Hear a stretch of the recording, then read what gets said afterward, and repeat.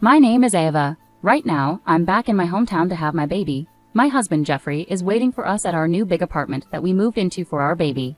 I gave birth to our much anticipated child in my hometown, supported by my parents who were very excited to become grandparents. We named him Thomas. He's a boy. When I told Jeffrey that Thomas was born, he texted back, "Congrats on the baby. Why don't you take it easy for a bit?" His message seemed a bit short to me. I thought he would be more excited since it's his son too.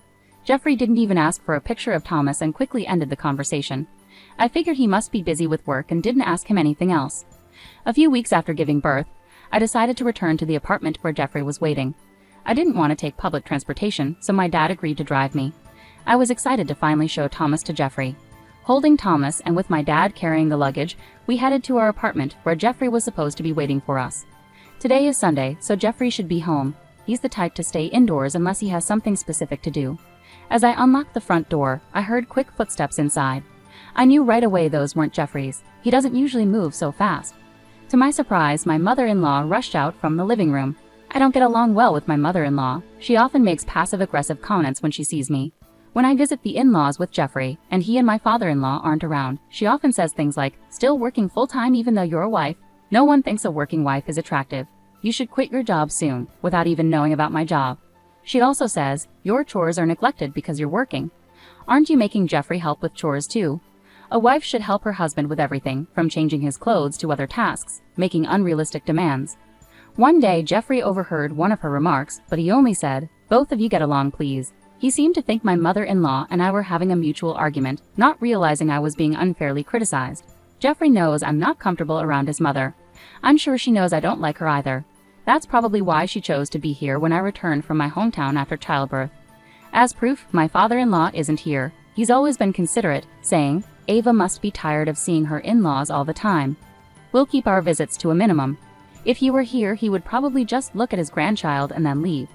However, without my father-in-law, who usually keeps my mother-in-law in check, the situation was different. My mother-in-law immediately started comparing me to my newborn, Thomas, in my arms and sneered, "I thought I'd never see a grandchild while I'm still alive, since you've been working all this time. I wonder when you had time to have a child with another man." I was taken aback. Her first words were so harsh. My dad, who was carrying the bags, wasn't at the front door yet, so to my mother-in-law, it probably looked like I had returned alone. She thought we were alone and started venting. "Mil, why would you say such a thing? This child is genuinely mine and Jeffrey's." "Oh really? Jeffrey actually had a child with you? You're not very good looking, to say the least. You're stubborn about not becoming a housewife, even though you're married. I find it hard to believe that Jeffrey would have a child with someone as unattractive as you," she said. "Why don't you ask Jeffrey directly then? I think he'd tell you the truth." "Well, I'm asking you. Whose child is this?" I sighed. I didn't know how to talk to this clueless woman.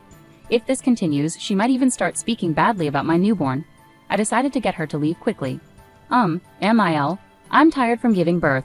If you want to see your grandchild, could you please come another day, preferably with my father-in-law?" "Huh, what are you talking about? My home is here." I frowned, puzzled by my Mil's statement, but she looked confident. "I'll be living in this high-rise apartment, so there's no use trying to kick me out. In fact, I'm the owner now. If you go against me, you'll be the ones who get kicked out." I sighed again. Her reasoning was so confusing that I started to question if she was actually wiser than me, despite being older. "This apartment is where Jeffrey and I originally lived. You're not paying any rent, so you can't claim to be the owner." Yet my mother-in-law remained confidently unapologetic. "The owner of this apartment is Jeffrey. He's the one who allowed me to stay here in this high-rise. He essentially transferred authority over this place to me." "Do you really think that argument holds water? The main support of this household is Jeffrey. Therefore, as Jeffrey's mother, I hold even greater authority here. A daughter-in-law and her child should occupy a lower position." My mother-in-law noticed my exasperated expression and chuckled loudly, as if she believed she had won the argument. "Daughters-in-law don't get their own rooms. If you want to stay, I might consider giving you a spot in the closet, but you'll need to pay $1,000 a month." "In that case, I'm leaving," I declared, turning to my father who was with me. "Dad, can I come back to our family home?" My father, who had heard all of my mother-in-law's cutting remarks, nodded decisively. My mother-in-law seemed completely oblivious to anyone else's presence, looking as startled as if she had been hit with a BB gun. But even with my father there, her determination showed no signs of faltering. "Going back to your parents is such a shameful thing. This is why incompetent daughters-in-law are no good. Get out of my sight with that child. I don't even know whose baby it is." My father responded calmly to my mother-in-law, who was laughing loudly, saying, "I'll be informing your husband about this." With that, he took our things and headed back to the parking lot. My mother-in-law, seeming not to fully understand the situation, yelled after us from the doorway, laughing scornfully. "What's telling my husband going to do? He'd never sympathize with a failed family like yours. He'll probably tell you to never come near our house again. Did you know my husband is a CEO? Why would he bother with a family when we don't even know what kind of job you have? We live in completely different worlds. If you understand, then just leave." Her laughter followed us all the way to the parking lot, showing little concern for the neighbors. My father and I sighed as we got into the car. "I knew you weren't getting along with your NIL, but I had no idea she was that awful," my father said. "Right? She acts so nice in front of Jeffrey and my father-in-law. I thought no one would believe me. I've only told Mom and Dad, but she's even worse than I described, isn't she?" Yes, indeed. My father drove us back to our family home. During the drive, I called my mom. She was worried and urged me to be cautious and return safely. Didn't seem like Jeffrey was around, but do you think he agrees with my NIL's behavior? My dad asked. I shook my head, indicating I didn't know.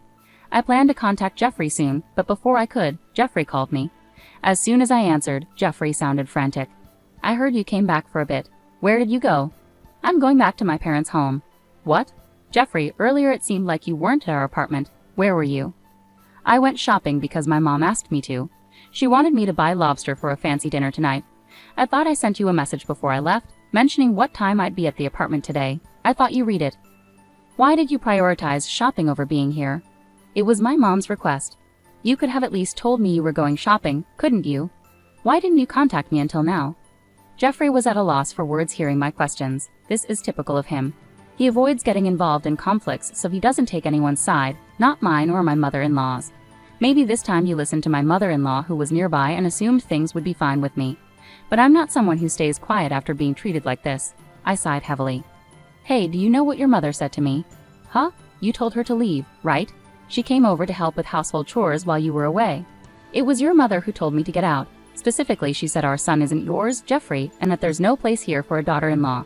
So she'd rent out a closet for $100 a month. She said a lot of hurtful things." "Come on, adults wouldn't say such terrible things. You must be exaggerating, right?"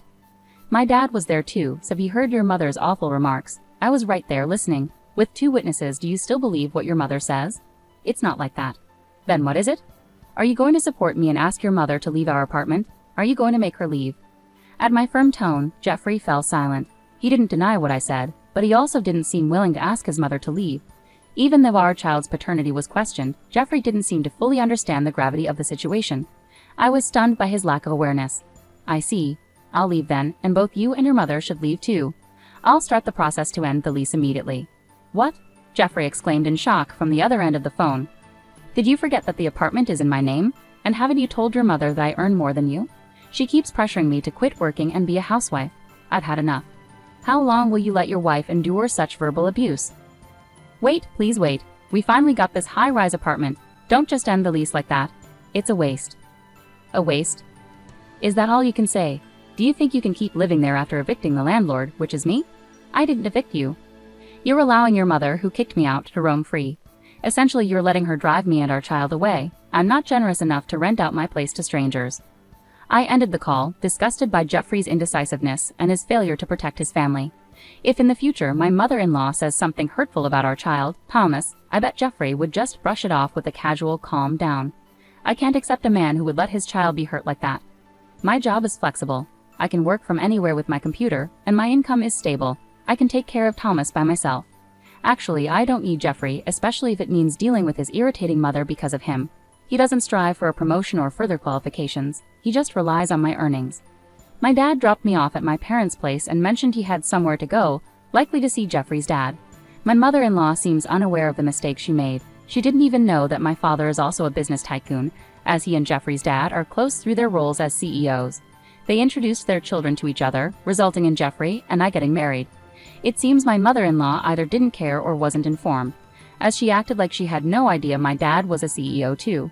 Her actions belittled both me and my dad reported it to Jeffrey's dad. Jeffrey's dad, unlike my mother-in-law, is sensible and decisive.